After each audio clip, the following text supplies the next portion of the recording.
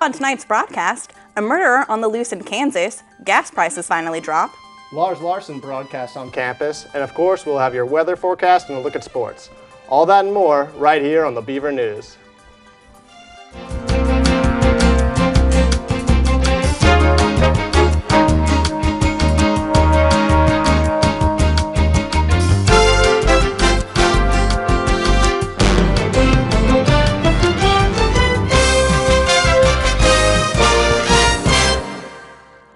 Good evening and welcome to your Thursday night edition of the Beaver News. I'm Emily Shute.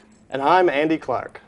Last night's meeting marks the second time this year ASOSU House of Representatives failed to meet quorum. 10 members of the House were absent, including Speaker of the House and ASOSU presidential candidate Drew Hatlin.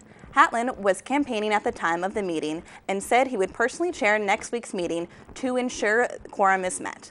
There is still no word on why the other 9 members weren't able to be present at the meeting. The House of Representatives will meet again next week on Wednesday at 7 p.m. in the MU. ASOSU President candidate Amelia Harris has responded to allegations that she treated some employees of the ASOSU Office of Legal Services in an unprofessional manner, reports Don Iller of the Daily Barometer. Harris, who was accused of denying pay increases to office student employees and delayed requests for equipment upgrades, has said the pay increases were not automatically approved because there was no previous written procedure. She ultimately denied the pay increase because they were inappropriate and unwarranted, and maintains that the equipment upgrade, which is still being reviewed by the Technology Resources Committee, was handled the right way. We had a lot happening this week, including the 33rd Annual Oregon Dance Concert that opens tomorrow night at the Corvallis High School Theater at 7:30 p.m. The event features Oregon State University students, the Corvallis Academy of Dance, and Swathi Subramania. The cost is $12 for general admission, $8 for students and seniors, and $6 for K-12 students. Oregon Dance is directed by its founder, Carol Salou, an associate professor of dance at the College of Public Health and Human Services at OSU. The event is said to be a great attraction for families and art appreciators. That sounds like an event you don't want to miss. OSU Design Network will host its second annual Recycled Fashion Show in Portland tonight. The event, which is sponsored by the OSU Alumni Association, OSU Design Network, and the OSU Department of Design and Human Environments, costs $15 for OSU AA members and students. The show will feature more than 10 student designs made using $5 budgets and recycled materials.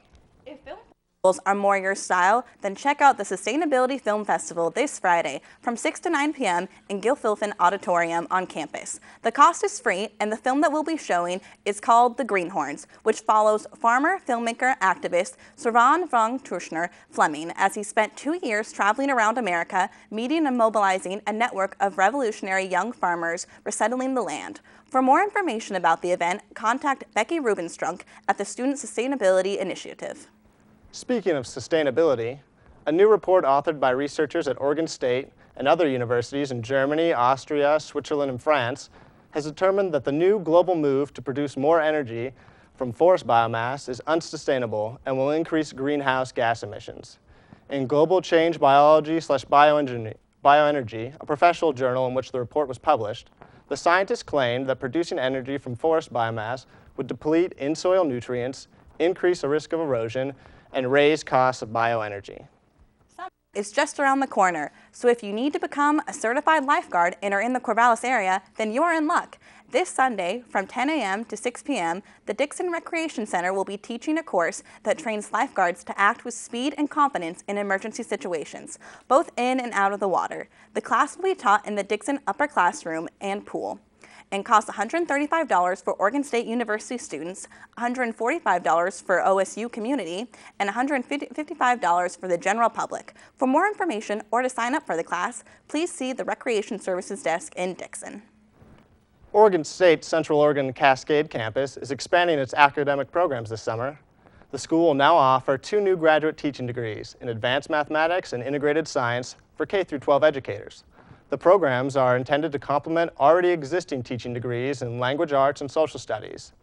Set to start this summer, the school is holding a shortened enrollment period that will close at the end of next week.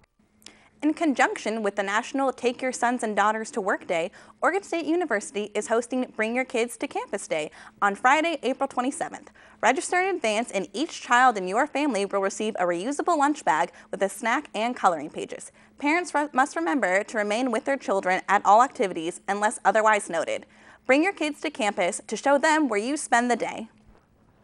Second Amendment Week, sponsored by college Republicans, continues today and tomorrow, according to Oregon State University. The event, designed to educate students more comfortable with firearms, will host a free lecture on the Bill of Rights by Jeff Grossman tonight at 7 p.m. Tomorrow, conservative radio talk show host Lars Larson will broadcast his national show from campus, and Scott Studevant from PAC Legal will run a virtual simulator on firearm safety in different defensive situations. How exciting to have someone host from OSU! Walk MS, the rallying point of the multiple sclerosis movement, has an event this Saturday at Jackson Plaza in Corvallis at 10 a.m. Walk MS strives to create a community coming together to raise funds and celebrate hope for the future. The event is a time to have people celebrate being part of the movement of shared determination to end MS now. Families and outdoor lovers of all ages are encouraged to attend the event this weekend. It sounds like a beautiful day for the MS Walk. We're heading into our first break of the evening, but stay tuned because when we return, we'll have a look at national and international stories for you, and you can expect local weather. We'll be right back.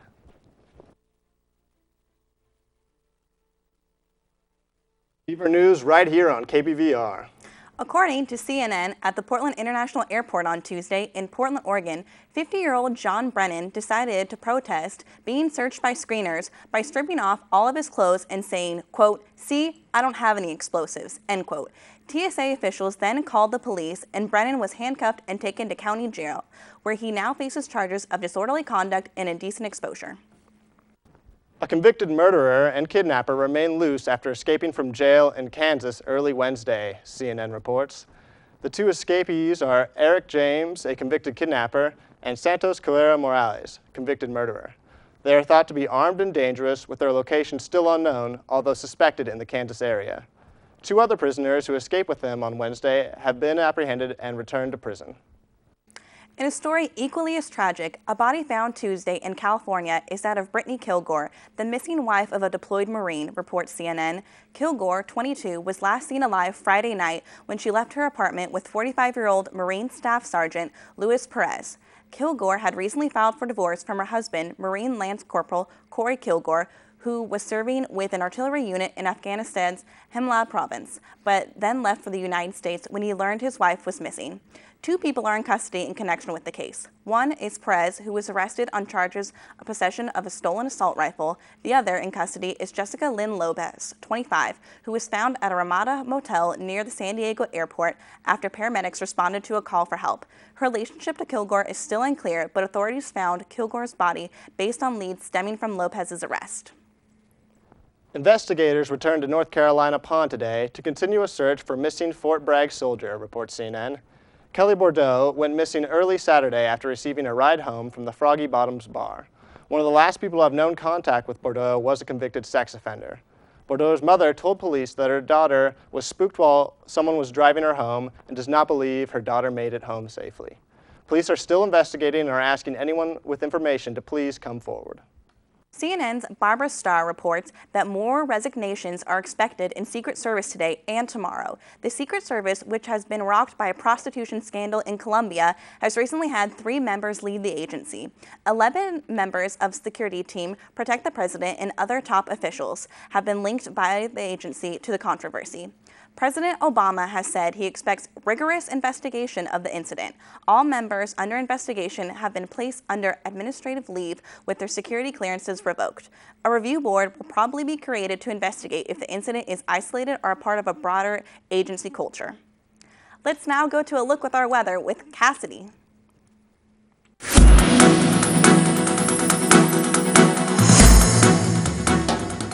Good evening, Corvallis. I'm Cassidy Gilroy, and I have a 5-day forecast coming up. Tonight, expect to see the rain continue throughout the night with a low of 54 degrees. On Friday, we have some cloudy skies ahead with a high of 64 degrees during the day and 46 degrees at night. Saturday though, the sunshine will return with a high of 73 degrees and a low of 50 degrees. And Sunday, some even more beautiful weather with a high of 75 and a low of 52. And finally, on Monday, we are unfortunately back to the cloudy skies with a high of 64 degrees and a low of 45 degrees at night. I'm Cassie Gilroy, and this has been your 5-day forecast. Back to you guys in the studio. Thanks, Casty. Sounds like we are in a treat for Sunday for sure. A new proposed route for the Keystone XL pipeline through Nebraska will take 6 to 9 months to review, reports CNN. TransCanada, the company proposing the pipeline from Canada's oil sand production to the U.S. Gulf Coast, is seeking approval for a new route east of what they initially proposed. The Keystone pipeline has been met with much controversy since its proposal, with proponents of the pipeline saying it will lower our dependency on foreign oil, while environmentalists warn of adverse risks. People who have been paying too much at the pump may be in for a small break. According to CNN, the nation's price of an average gallon of regular gasoline declined for the third straight day Thursday, putting a crimp in one of the fastest and steepest run-ups in recent memory. The average price fell 0.8 cents a gallon to the $3.89 in the latest daily survey conducted for the motorist group AAA. The price has fallen about 2 cents in the past week. The decline mirrors a moderate drop in crude oil prices, which account for roughly 70% of the cost of gas. However, gasoline prices could rise as the industry switches over from winter gas to cleaner summer blends. Sounds like that price break might not be around for too long. You better enjoy it while you can. We're heading into our final break of the evening. But don't turn away. When we come back, we'll have more national and international stories for you, plus sports with Tyler Dahlgren. Welcome back to the Beaver News right here on Channel 26. CNN reports that a class action lawsuit filed in U.S. District Court on Wednesday accused ABC, along with an individual and the companies involved in production of The Bachelor and The Bachelorette, of intentionally excluding people of color from lead roles on the show's past 23 combined seasons. The suit was brought by Nathaniel Clay Brooks and Christopher Johnson, two African-American men living in Nashville who applied to be on The Bachelor in 2011. Both men allege that they were denied the typical application process and therefore not given the same opportunity as the white applicants.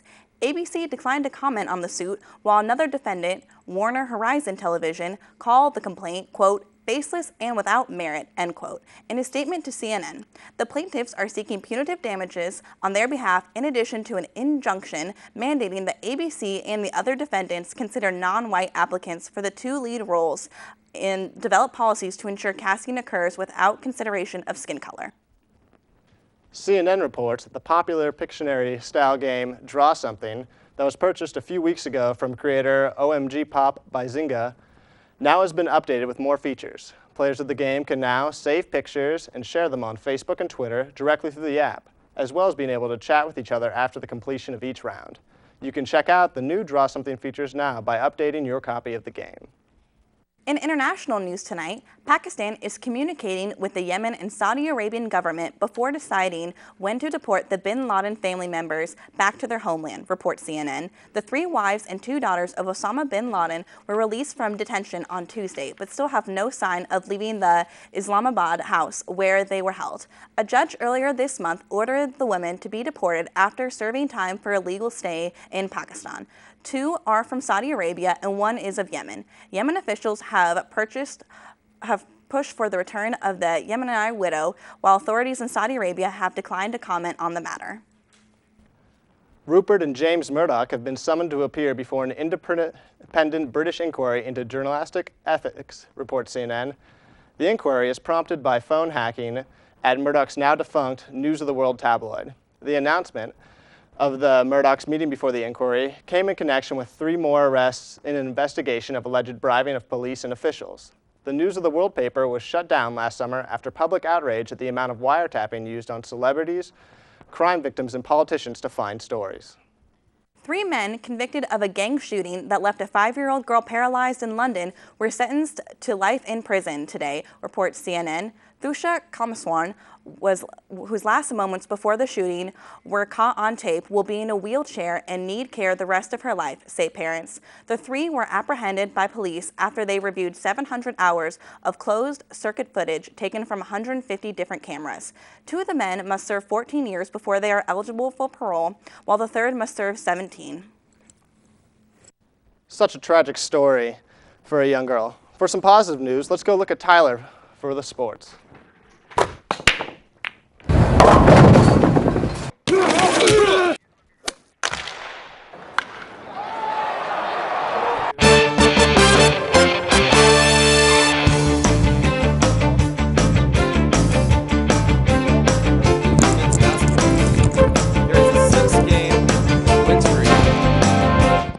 Into tomorrow's three-game series against number 11 UCLA at Goff Stadium. The Beavers, 6-6 in Pac-12 play, will send 4-1 Ben Wetzler to the mound as he looks to improve on an already respectable 2.98 earned run average.